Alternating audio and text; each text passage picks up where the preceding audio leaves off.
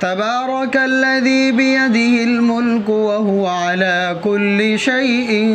قدير الذي خلق الموت والحياة ليبلوكم أيكم أحسن عملا وهو العزيز الغفور الذي خلق 7 سماوات